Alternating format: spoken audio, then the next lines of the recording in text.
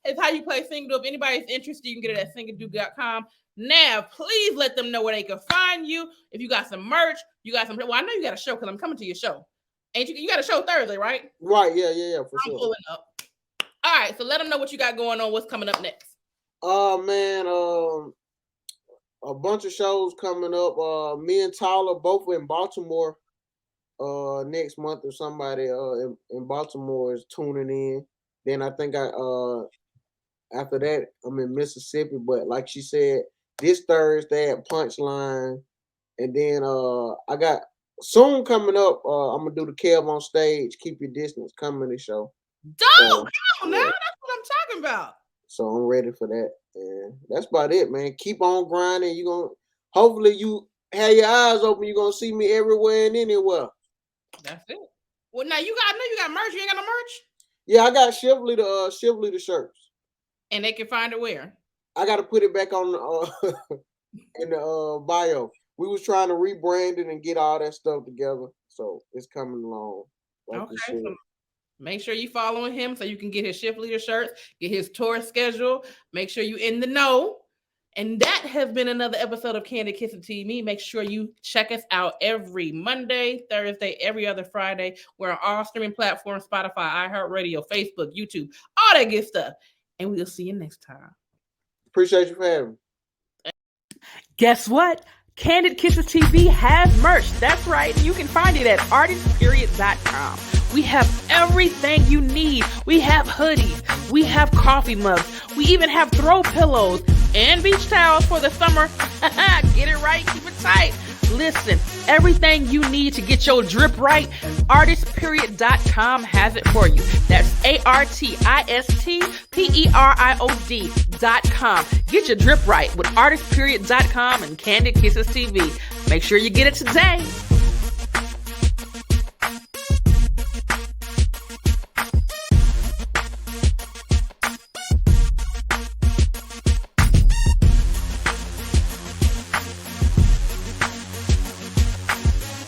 Kandid Kisses TV is sponsored by Singadu. Did you do it today? Singadu. Can you do it? Can you do it? Can you do it? Can you do it like this? Can you do it real quick? Go get it. Go get it. Pick a card up. Pick your genre. Can you do it right? You're gonna wanna, bruh. It's first to 21. We'll get the job done. So grab your friends and fam, cause it's a lot of fun. Some do it with some class, but make it real fast. This time is kinda tricky. Can you do it in 60? Let's go. Get your copy today at singadu.com. Kandid Kisses TV is brought to you by Kissable Lips Cosmetics. You can be kissed without kissable lips. Shop KissableLipsCosmetics.com today for all your beauty needs.